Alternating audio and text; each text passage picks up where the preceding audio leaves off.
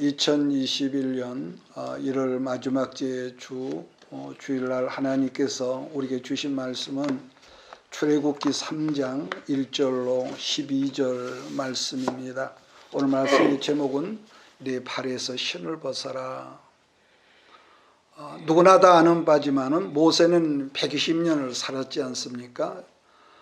근데 오늘 출애굽기 본문 성경 3장 말씀을 보면은 모세의 나이가 80살이 되었을 때 하나님께서 모세를 찾아오셔서 부르셨다는 거죠. 왕궁에서 모세는 40년을 살았었고 그렇게 지냈던 모세를 하나님은 광야로 부르셔서 광야 40년 동안 인본주의적인 모든 허물, 껍질들을 벗겨냈던 기간이 40년이고 이제 그의 나이 80이 되었을 때 하나님 비로소 이스라엘 인도하는 지도자로 살게 하려고 그를 부르셨다는 거죠. 자, 근데 우리가 본문 속에서 중요한 의문점이라는 것은 하나님은 당신께서 사용하셔야 할 주의 종 사명자를 힘이 팔팔하는 젊은 나이에 부르지 않고 왜 힘 빠진 늙은 나이에 부르셨을까 하는 점인데, 그러니까 인간적으로 본다면은 심리적인 우리가 반발도 있을 수가 있다고 봐요. 왜?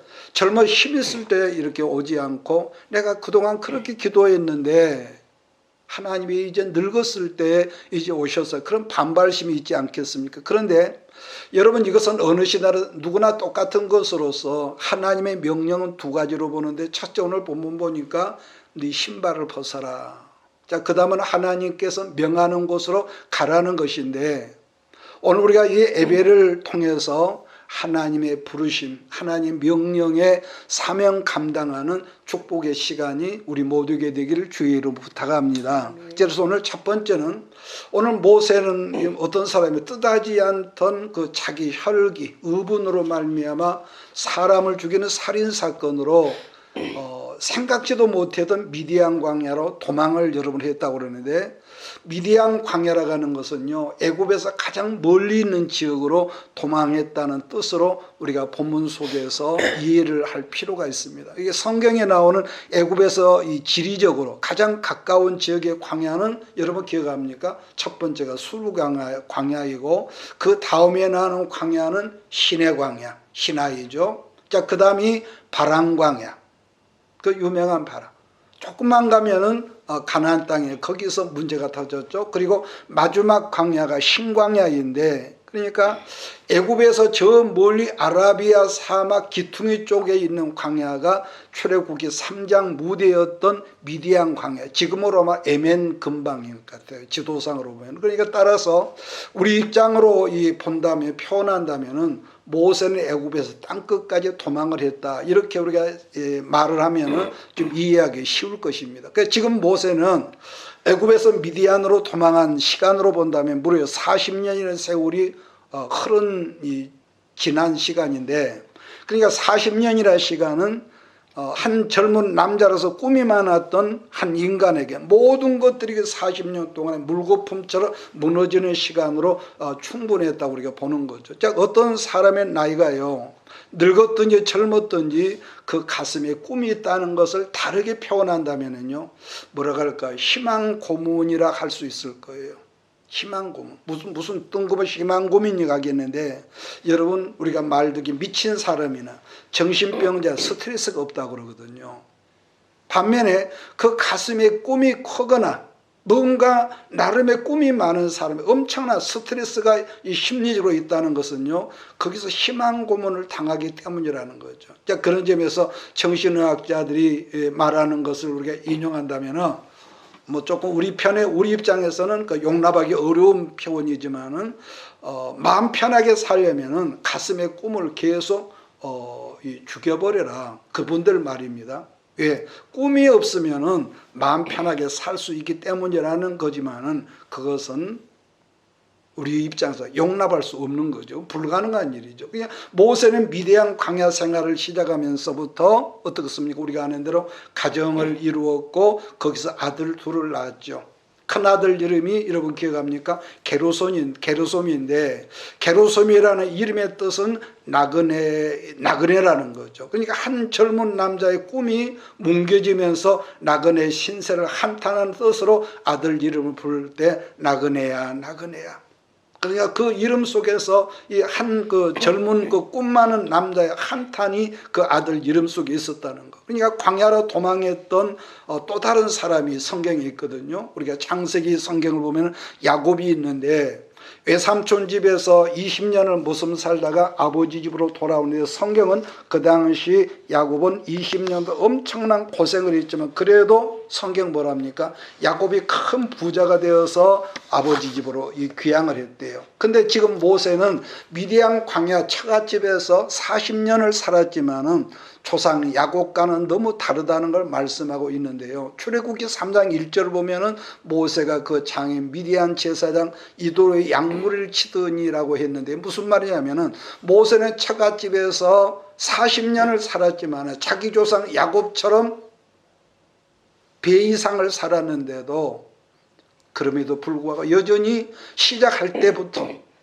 자기 양떼가 아니라 처갓집 될 사이로서 양떼를 치고 있었는 상황을 성경은 말씀해 주고 있는데 이제 그러한 모세의 상황을 시간적으로 표현한다면 아마 하나님은 모세의 모든 시간을 멈추게 하셨다는 이 말씀이란 건데 그 멈추어진 시간 속에서 모세는 자기의 모든 가슴의 꿈도 잃어버렸다는 것을 우리는 이 사건 속에서 우리가 발견할 수가 있습니다. 여러분 우리도요 나름 열심히 우리가 살았다고 우리가 말하지만은 근데 어느 순간에 내가 이 나이 될 때까지 살아온 세월을 돌아보면 여전히 나는 뭐라고 살았지? 뭘 하다가 나는 이렇게 빈털털이지? 이걸 우리가 느껴질 때가 있단 말이에요. 그러니까 뭐라 그럴까? 아무것도 없는 텅 비어진 상태. 자, 그런데 오늘 성경이라는 교과서가 우리에게 뭘 말씀하냐면은 바로 그렇게 텅 비어진 때가 하나님께서 그 사람을 부르시더라는 거죠. 우리가 누가복음 5장에 보면은 예수님이 베드로를 시몬을 만나서 근데 시몬이 그때 뭡니까? 누가는 말하기를 밤이 새도록 그물질을 했는데 고기가 없어 배가 빈배라는 거. 그러니까 성경학자들이 주석에 말하기를 만약에 이 시몬 베드로의 배가 가득 찼었다면은 예수님을 영접할 틈이 없었다고요. 그래서 어느 시대나 하나님께서는 우리가 심령적으로 비어 있을 때에 그 사람이 찾아오신다는 거. 욥기 성경의 주제를 그런 점에서 뭐라고 한다면은 욥기를 우리가 보면 여러분 보셨겠죠. Why me? 하나님 왜 하필 나입니까? 그 이유를 알 수 없는 고난 속에서 하나님께 부르짖는 욥을 보거든요. 그러니까 인생의 가장 끝자락에 서 있는 절망의 사람 욥이었지만 문제는 전능하신 하나님께서 그런 절망적인 사람 아들, 딸 다 죽었지요. 그 많은 1등 가는 재산 다 없어져 버렸죠. 몸은 문둥병 같은 피부병 들었죠. 유일한 자기의 그 울타리였던 부인이 하나님을 저주하라면서 떠나버렸죠. 그런 절망의 자리에서 하나님께서 욥을 찾아오셨을 때에 욥이 그때 일어섰다는 거죠. 그러니까 본문 이 말씀의 현장을 본다면은 지금 이 모세가 서 있는 곳은 무인지경 여러분 광야 아니겠습니까? 황무지. 그런데 하필 떨기나무의 불꽃 가운데서 모세를 부르셨다. 문제는 나무에 불이 붙었으면 다 없어져야 하는데 근데 이 떨기나무에 붙은 불이 계속 타고 있었다는 것인데 그러면 왜 그랬으며 또 그 다음에 그러면 이 사건은 뭘 상징하는 거냐? 우리가 성경을 읽을 때 이런 우리가 캐션을 가지고 우리가 읽어야 하는데 여러분 성경에서 가장 가치 있게 사용하는 나무라면 뭐가 기억납니까? 두말할 것 없이 백향목이 있죠. 그것은 막 100가지 향이 난대요. 근데 반면에 성경에서 언급하는 가장 가치 없는 나무라면은 이건 땔감으로도 쓸 수가 없고 왜 가시가 너무 많으니까 뭐 연장으로도 쓸 수가 없고 그러니까 아무런 쓸모가 없고 가시만 앙상한 떨기 나무였다는 것인데 근데 하필이면 그런 떨기 나무에 불이 붙었고 이 나무가 뭘 상징하냐 그런다면은요 그 떨기나무라는 건 뭐겠습니까? 모세를 상징하는 아무런 쓸모없는 거로 한 번은 예수님이 너희가 잔치집에 초대를 받았다면 높은 자리에 상석에 앉지 말고 가장 낮은 자리에 앉으라는 말씀을 하셨죠. 왜? 가장 좋은 자리였던 상석에 앉아 있으면 쫓겨나지만 스스로 가장 낮은 자리에 앉아 있으면 높은 자리를 그 집주인이 옮겨주신다는 그런 이 표현을 하셨습니다. 물론 당장은요, 여러분도 나도 아무도 알아주지도 않고 때로는 무시도 당하고, 근데 그러지만 그럼에도 불구하고 내가 나를 낮추면은 하나님 앞에 섭니다. 바보 멍충이가 아니라 나를 하나님 앞에 낮추면 어떤 역사가 있다느냐. 그런 천박한 가시떨기 같은 가치 없는 나무 같은 나라도 하나님의 불꽃이 임한다는 게 무슨 말이냐면, 그런 쓸모없는 나무에도 하나님의 불이 임하니까 놀랍게 쓰임받는 축복의 역사가 임했다는 겁니다. 나는 여러분들이 스스로 때로는 세상 말로 탄식하고 스스로 보잘것 끝없는 떨기나무같이 자기를 여긴다 할지라도 이 말씀을 잊지 마십시오. 하나님의 불이 어느 순간에 임하게 되면은 여러분에게는 모든 삶 속에 물된 동산같처럼 변하게 되며 하나님께서 여러분을 쓰시게 되는 역사가 있음을 믿습니다. 1절로 2절을 우리 같이 읽겠습니다. 시작. 모세가 그 장이 미디안 제사장 이드로의 양물을 치더니 그 물이 광야 서쪽으로 인도하여 하나님의 산 호렙에 이름에 여호와의 사자가 떨기나무 가운데로부터 나오는 불꽃 안에서 그에게 나타나시니라. 그가 보니 떨기나무에 불이 붙었으나 그 떨기나무가 사라지지 아니하는지라. 지금 출애굽기 3장 말씀을 우리가 믿음으로 우리가 다시 정리한다면은 쓸모없고 쓸데없고 무기력한 떨기나무 같은 나에게 보십시오. 하나님의 불이 임했다는 거죠. 그날 그 일로 인하여서 늙어서 보잘것없는 모세가 하나님께 주신 지팡이를 들고 하나님의 백성을 구원하는 일에 크고 강력하게 쓰임받았던 같이 오늘 우리에게도 그와 같은 일들이 얼마든지 일어난다는 것을 나는 믿습니다. 자, 그러므로 우리가 하나님 앞에 나와서 예배를 드릴 때는 반드시 한 가지 준비할, 어느 장소였든지 항상 마음문을 열라는 거예요. 마음. 왜? 그래야만이 하나님의 은혜의 불이 우리에게 임하니까요. 아무리 여러분 세상에 있는 지식의 사람이라도 하나님의 불, 하나님의 은혜를 받지 못하면은요, 특징이 있습니다. 이건 그 사람이 좋다 나쁘다가 아니라 결국은 자기 자랑하다 끝이 나거든요. 이게 특징입니다. 그러니까 엄밀하게 말해서 하나님의 교회에 우리가 예배를 드리러 오지만 왜 왔냐고 한다면은 은혜 받으러, 다르게 말하면 하나님의 불을 받으러 왔다고, 이런 여러분 생각을, 그런 기대 속에서 항상 예배가 여러분에게 있기를 바랍니다. 그래서 나는 여러분들이 하나님의 불을 받고자 하는 그런 거룩한 욕심, 예배를 드려도 좋고 빠져도 좋고 그게 아니라 이런 욕심들이 나는 여러분에게 금년 한 해를 시작하면서 이런 역사가 있기를 주의 이름으로 축복합니다. 왜 그러냐면은 마른 막대기 같은 인생, 쓸모없는 사람이라도 하나님의 불을 받게 되면은 거룩하, 그러니까 은혜 떨어지면은요, 여러분도 나도 싸나워집니다. 그러지 않습니까? 그러니까 비록 오늘 우리들이 세상 사람 앞에서는 가난하고 무식하고 무능한 떨기나무 같다 할지라도 거룩하신 하나님의 불이 임하는 그런 여러분, 그런 존재, 그런 우리가 하나님의 나무라는 거죠. 그래서 그러면은 떨기나무 불꽃 가운데서 모세에게 임하셨던 하나님이 스스로 어떻게 표현하는지를 제가 읽겠어요. 3장 6절입니다. 이르시되 난 네 조상의 하나님이니 아브라함의 하나님, 이삭의 하나님, 야곱의 하나님이라. 지금 이 말씀의 구절을 가지고요, 우리 예수님이 설교하신 부분이 있는데요, 마가복음 12장 말씀을 보면은 어느 날 사두개인들 곧 제사장 그룹이 예수님을 찾아와서 말도 아닌 질문을 하시고 있거든요. 그러니까 이 사두개인들 질문에 뭐가 있느냐?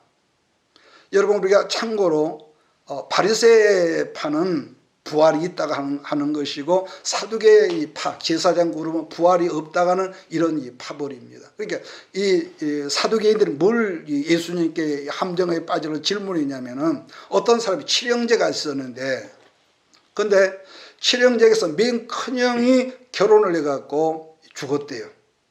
근데 옛날에는 우리가 룻기에서 우리가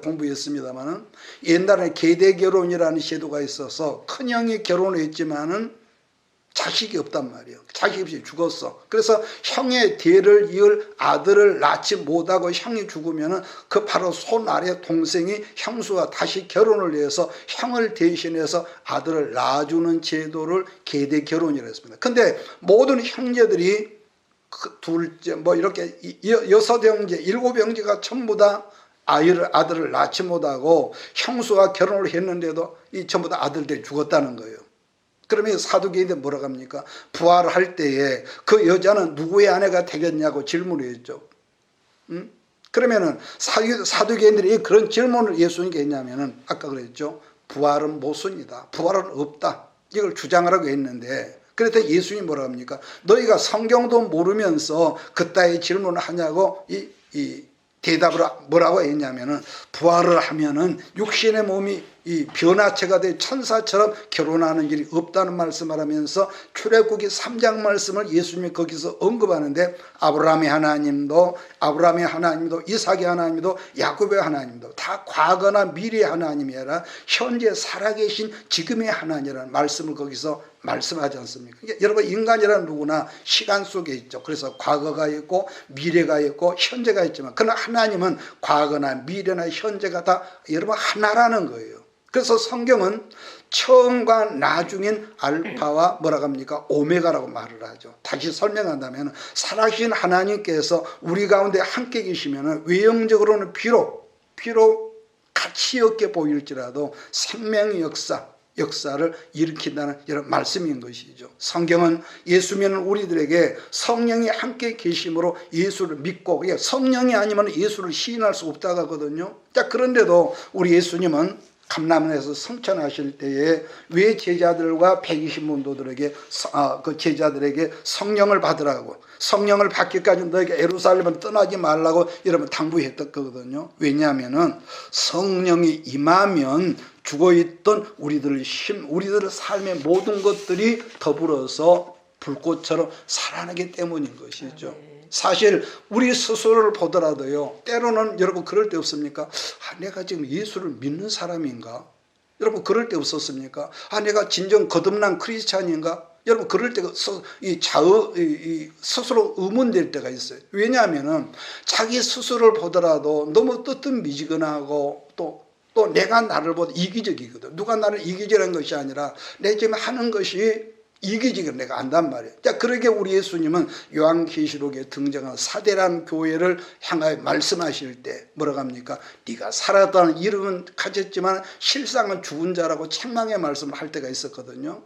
그래서요, 우리가 여러분 똑같은 한 분 예수를 믿어도 늘 어둠의 행동을 하고 어둠의 말을 하는 사람이 있습니다.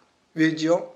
그 사람이 나쁜 사람, 아니 그게 아니라 심령에 불이 꺼져 있으면 은혜가 떨어져 있으면은 우리는 누구나 부정적인 생각이나 부정적인 우리가 이 표현을 하죠. 다시 말하면은 하나님의 말씀은 안다는 지식이 있을지라도 문제는 아무리 말씀을 달달달 암송을 해도 그 가슴에 불이 꺼져 버리면은 은혜가 떨어지면은 얼마나 사람이 이기적이고 남을 판단하고 인색하고 교만한지 모릅니다.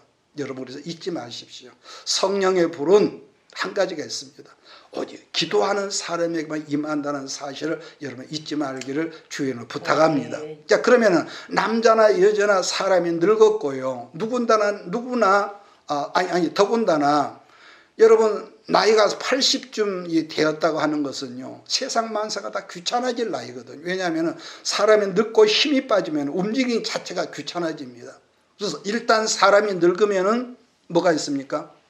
고집만 세지고 가슴의 꿈도 사라지고 신비감도 사라지고 쓸데없는 욕심에 우리가 가끔 운전하고 가보면은요, 멀쩡히 신호가 빨간불이 있는데도 그 늙은 그 영감님들 할머니들이요 어저어저하게 걸어가는 그 모습을 어떤 생각을 했습니까? 그러니까 염치가 없어져. 늙어버리면 자기 생각밖에 없어.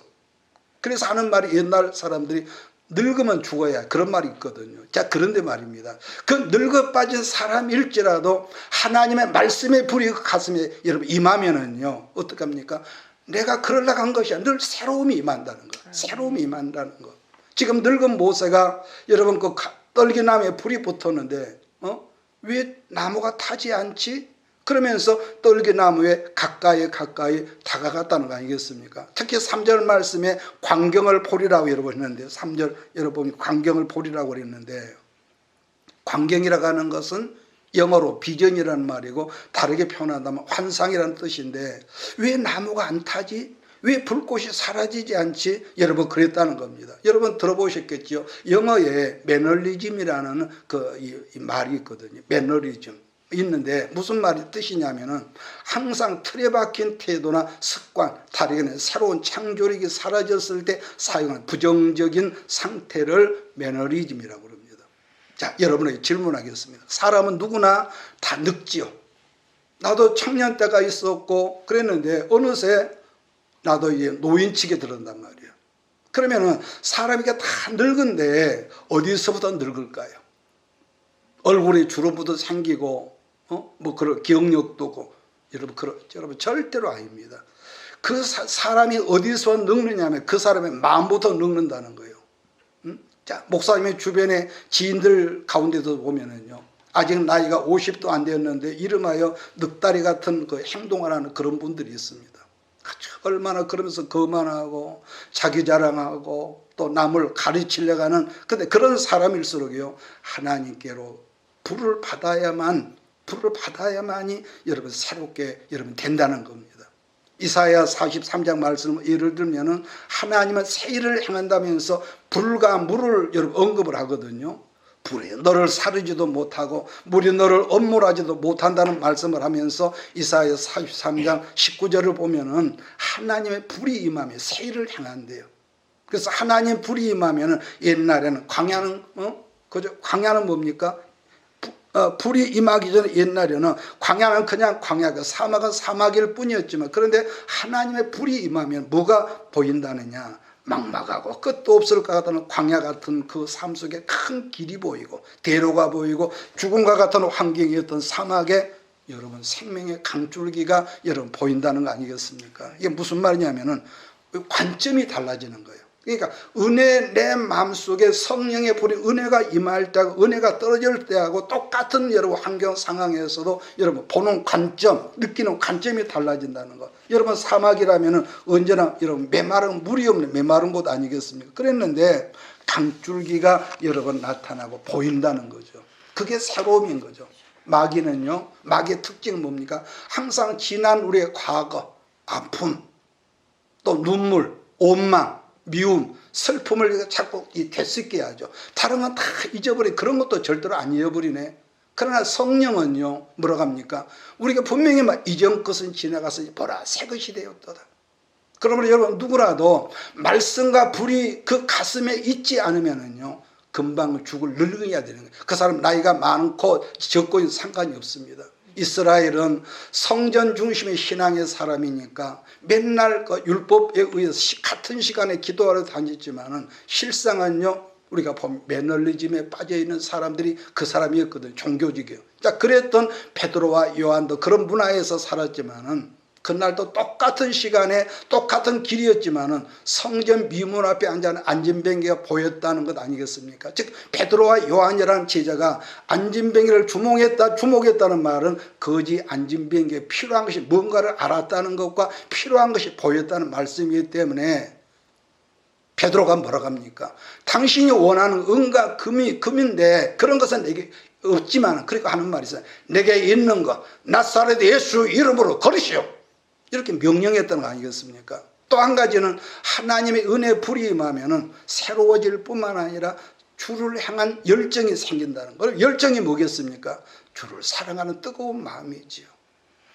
부부간에도 그렇게 연애하고 너 없으면 안 된다고 그러던 사람도 어느 순간에 그 뜨거운 열정의 사랑이 식어지니까 뭡니까? 먹고 살만 하는데도 맨날 서로 비평하고 잘못한 것을 지적하고 그러지 않습니까? 그러니까 사람이 변한 것이 아니라 그 가슴에 불이 꺼졌다는 이 증거이기 때문에 이것은 여러분도 나도 똑같습니다.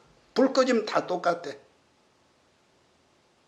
떨기나무 같이 보잘것없는 별볼일 없는 여러분 사람이라 할지라도 하나님의 불, 하나님의 은혜만 있으면은 보는 관점, 생각하는 자체가 달라진다는 것을 여러분 믿으시기를 주로 축복합니다. 아멘. 오늘날 많은 교회들이요 정말 시작은 떨기나무처럼 시작했지만 지금은 다 백향목까지 되었다고 교회를 선전하고 목사인 나를 선전하고 하지만은 문제는 교회들이 점점 뭐하죠? 아무런 힘이 없다는 거예요. 겉은 화려한데 왜 그럴까요?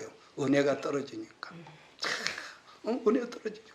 그래서 그러나 하나님의 교회가 비록 보잘것없는 떨기나무가 소수의 사람이 모일지라도 하나님의 불만 붙으면 많은 숫자가 하지 못한 일을 얼마든지 한다는 것을 여러분 믿으시고, 우리가 금년 안에 닫혔던 문들이 활짝 열리고 물된 동산과 같은 역사가 여러분의 모든 삶 속에 있기를 주의로 축복합니다. 아멘. 하나님께서 우리를 부르셨다는 소명이라고 하는데요, 여기서 한 문자로 소명이라고 하는 것은 부를 소, 목숨, 명자입니다. 구약의 제사나 신약 예배의 본뜻이 뭐냐면 나의 생명을 드린다는 것이기 때문에, 그래서 모든 제사의 본뜻은요, 내 생명 대신 뭘 드린다는 겁니까? 예물을 드리고 제물을 드렸죠. 그런 점에서 이스라엘의 국군이 언제부터 기울어졌느냐, 성경적으로 보면 하나님께 드려지는 제사가 형식이 되고 드려진 예물이 인색이 진 다음부터인데, 그걸 설명해 준 성경이 말라기 아닙니까? 자, 출애굽기 3장 4절 5절을 제가 읽겠습니다. 모세야 모세야 하시매 그가 가로되 내가 여기 있나이다. 하나님이 가라사대 이리로 가까이 하지 말라. 너의 산 곳은 거룩한 땅이니 네 발에서 신을 벗으라. 본문 성경에서 신을 벗는다는 말은요, 뭘까요? 나의 모든 소유권을 포기하겠다는 의미죠. 그래서 여러분 복음 찬양 중에 여러분 기억합니까? 내가 주인 삼은 모든 것 내려놓고라는 그런 찬양 여러분 기억합니까? 룻기 4장 7절 8절을 보면은 예적 이스라엘 중에 모든 것을 무르거나 교환하는 일을 확정짓기 위하여서 사람이 그 신을 벗어 이웃에게 주었다는 그런 말이 있습니다. 자, 룻기 4장 7절 8절을 제가 잠깐 읽겠습니다. 이것이 이스라엘에 증명하는 전례가 된지라. 이에 그 기업 물을 자가 보아스에게 이르되 네가 너를 위하여 살아 하고 그 신을 벗는지라. 지금 엘리멜렉의 친척이 자기 신발을 벗었다는 것은요, 엘리멜렉 가문에서 보아스보다 더 가까운 여러분 친척이거든요. 그러니까 룻과 제일 가까운 친척이 지금 이 성문의 그 어른들 앞에서 자기 신발을 벗어서 보아스에게 주었다는 것은 자기의 모든 권리를 내려놓는다는 의미라는 거예요. 또 다른 하나는 종들은 신발이 없습니다. 그러니까 즉 그 사람이 신발을 벗었다가는 나는 주의 종이라는 뜻이기도 하고, 또 다른 하나는 나의 모든 소유권은 우리 주인 것입니다. 이런 의미입니다. 그리고 신발이란 항상 우리의 활동과 같은 의미인데, 신발을 벗었다고 하는 것은 이제부터는 내 뜻대로 살지 않겠다는 서원이기도 한 거죠. 그래서 우리가 그런 찬양하지 않습니까? 주님 내가 여기 있사오니 나를 보내소서. 주님 내가 여기 있사오니 나를 여기 찬양, 이 사명 찬양. 우리들은 그래서 주 안에 있다가면서도 너무 자기를 증명하라고, 자기를 나타내려고 하고 인정받기를, 사람들은 다 이걸 좋아하지 않습니까? 왜? 그 자체가 자기 욕심을 우리가 내려놓지 않기 때문이죠. 그 자기를 포기하지 않으면은, 자기를 주 앞에 내려놓지 않으면 결국은 어떻게 됩니까? 요한복음 15장 6절에 보면 사람이 내 안에 거하지 않으면 가지처럼 밖에 버리워 말라지나니 사람들이 이것을 모아다가 불에 던져 살으니라고 그랬습니다. 그러니까 나를 포기하지 않고 내려놓지 않는다는 말, 결국은 여러분 욕심 때문에 지옥불에 심판하겠다 경고의 말씀이라는 거죠. 또 하나, 모세가 주 앞에 자기 얼굴을 가렸다고 하는 말씀을 사도 바울은 갈라디아서 2장 20절에 이렇게 말씀하거든요. 내가 아니라 내 안에 그리스도께 살아 계신다고요. 그래서 성경을 우리가 지식으로 안다는 건 너무너무 좋은 거지만, 반면에 지식적인 신앙은 자칫 우리를 지옥자식으로 만들 수 위험한 이런 무기이기도 하다는 거예요. 당부하고자 하는 것은 너무 잘 믿는 것처럼 자기를 포장하지도 말고, 너무 잘 믿는 것처럼 자기를 거룩한 척도 하지 말라는 거예요. 그럼 어떻게 하라는 말이야? 그냥 예수님하고 친하게 사세요. 예수님하고 너무 잘 믿는 척하지 마. 친하게 살아. 우리는 이 땅을 살면서 가난하고 궁핍한 것을 늘 말하지만은 반복하고 끝내겠습니다. 은혜 떨어지면, 불이 없으면은 결국은 우리가 다 죽거든요. 항상 마음이 여러분 우리가 이 더러운 것을 오염이 되면은요 다 죽어. 그래서 여러분들이 지금은 비록 보잘것없는 떨기나무와 같을지라도 여러분 잊지 마십시오. 하나님의 은혜의 불이 여러분의 가슴에 붙고 꺼지지만 않으면 이 시대가 우리가 금년 한 해를 살아갈 때 어떻게 바뀔지라도 하나님은 여러분을 영광스러운 물된 동상 같은 그런 그릇으로 만들어줄 줄 나는 믿습니다. 모세의 소명 장면과 더불어서 사명의 장면을 보면서 오늘 말씀을 줄이겠습니다. 자, 출애굽기 3장 9절로 10절을 같이 읽습니다. 시작. 이제 가라 이스라엘 자손의 부르짖음이 내게 달하고 애굽 사람들이 그들을 괴롭히는 학대도 내가 보았으니 이제 내가 너로 바로에게 보내어 너희의 내 백성 이스라엘 자손을 애굽에서 인도하여 내게 하리라. 하나님께서 모세에게 가라고 명하셨죠. 가라고. 여기서 가라는 건 뭐겠습니까? 이 노예 생활하고 있는 그런 이스라엘을 풀어주라는 것이에요. 그러니까 구약에서 풀어주라는 해방 명령을 신약에서는 지상 명령이라고 해요. 땅끝까지 가서 나의 제자를 삼으라. 바로 그 말이거든요. 그러니까 사명이라는 이 한문 글자를 보면은 사란 스승사가 아니라 보낼 사죠. 그래서 우리는 풀어줄 사명이 있다는 거예요. 풀어줄 사명.